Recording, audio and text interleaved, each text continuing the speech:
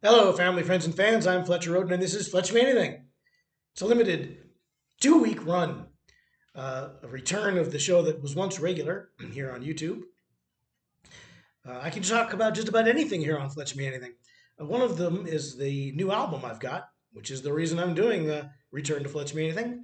It's called City of Eternal Spring, and it's available to download wherever you like to download your favorite music. You can download mine. 10 brand new songs, newly written, newly recorded, right here in Medellin, Colombia. It's got a Latin American feel, but there's also a lot of R&B on it, um, some straight up pop music. It's good stuff.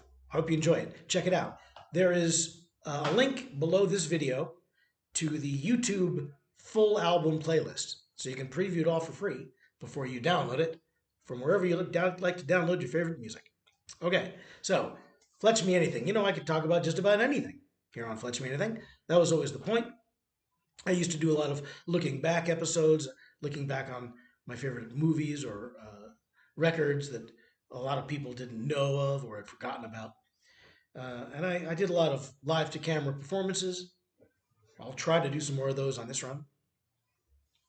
I've talked so far about my travels in Latin America.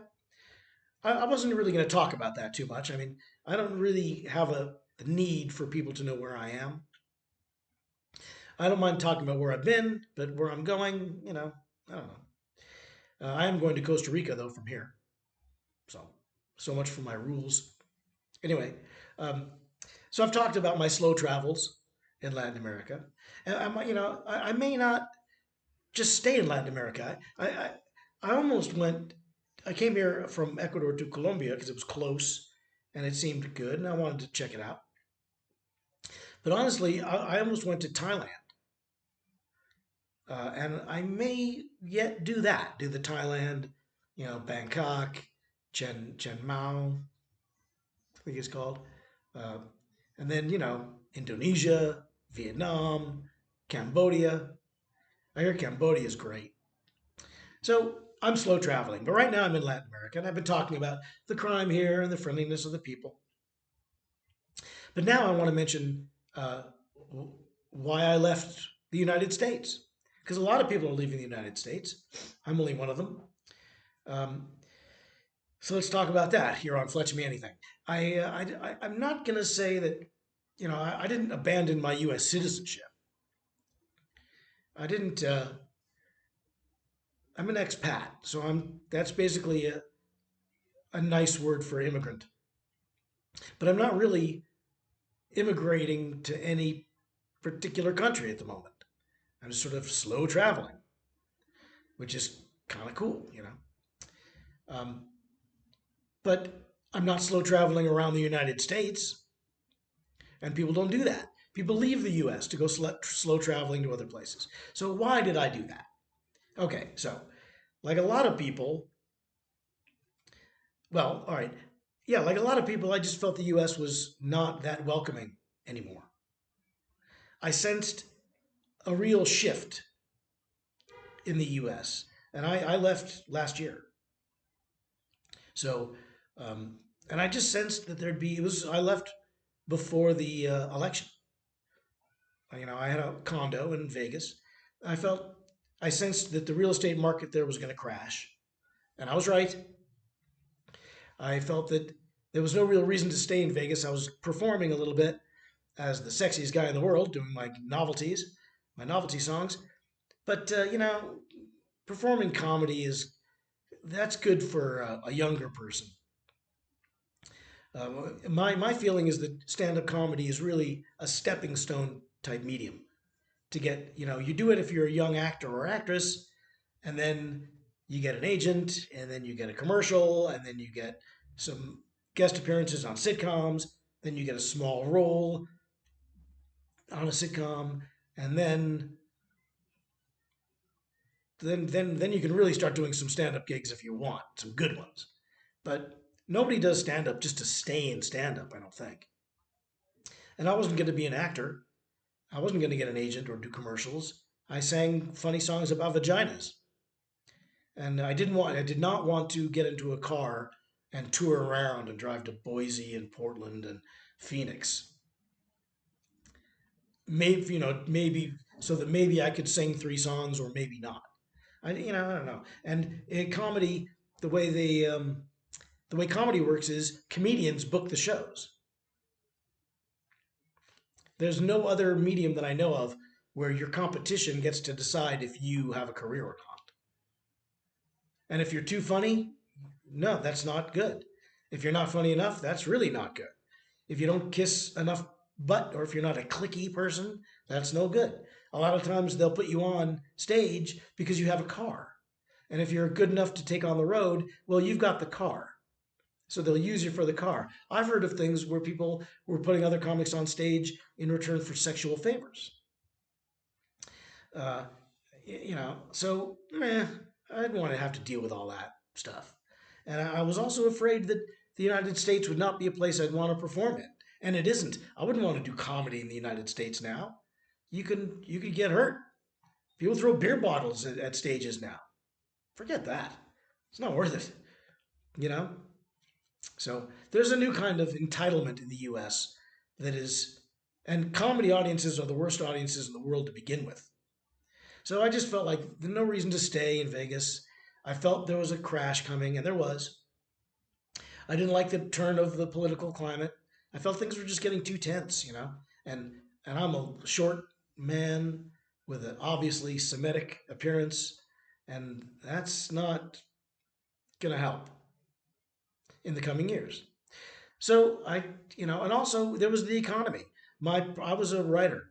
Now I'm in semi-retirement as a writer, but I was not in semi-retirement for a long time, and that was keeping me going. That was paying my bills. It was great. It got me into a condo. I bought a condo with the money I wrote writing books. But that sort of changed, and my career kind of died. The industry changed, and I just didn't have the money to support the United States lifestyle. And so all these things, no money, no confidence, uh, a grim outlook on the future. I just said it's time to leave. So I sold my condo. So glad I did. If I hadn't done that, I'd still be stuck in it. I'd be underwater on it almost. Um, and then I'm slow traveling. Also because I can. Unlike a lot of you, I don't have kids. I don't have a wife. I don't have anybody telling me, no, you're not moving to South America.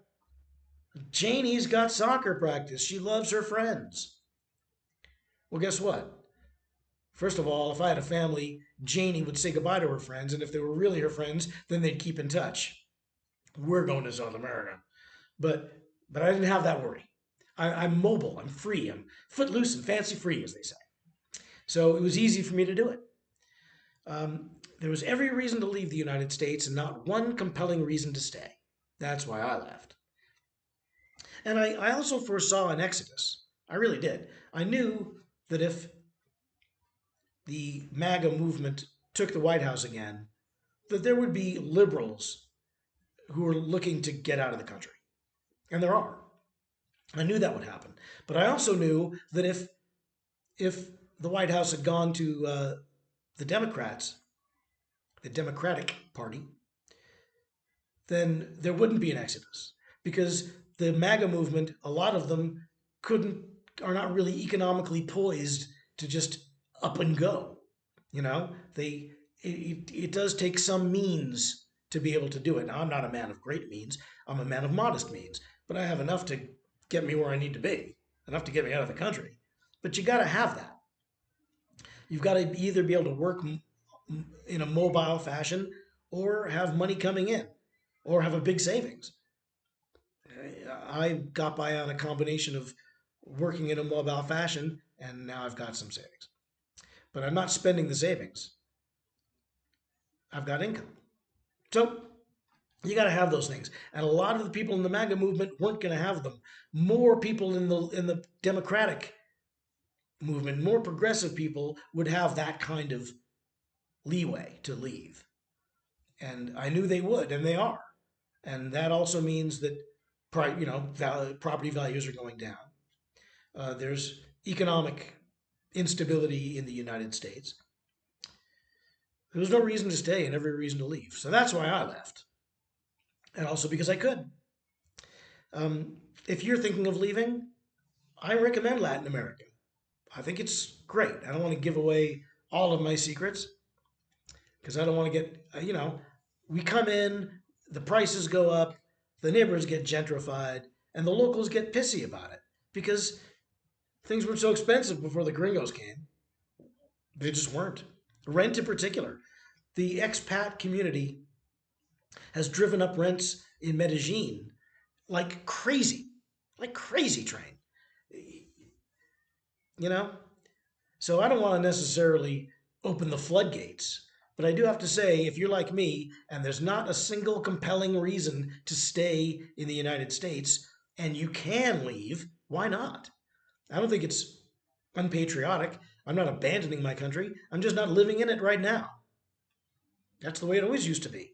You didn't have to. I'm an American. I'll die an American, no matter where I am in the world. And I love America. I'm insecure about where it's going. The reason it hurts me is because I love it. If I didn't care, then I'd be ambivalent, but I'm not. Also, that's where all my stuff is. So, anyway, that's why I left the United States and started slow traveling through Latin America, and who knows, maybe the Far East soon. That intrigues me. So, let me know. Are you thinking of slow traveling? Where are you thinking of going? Have you been? Are you out now? Let me know. Leave a comment. I'm happy to interact. I'll respond in like kind.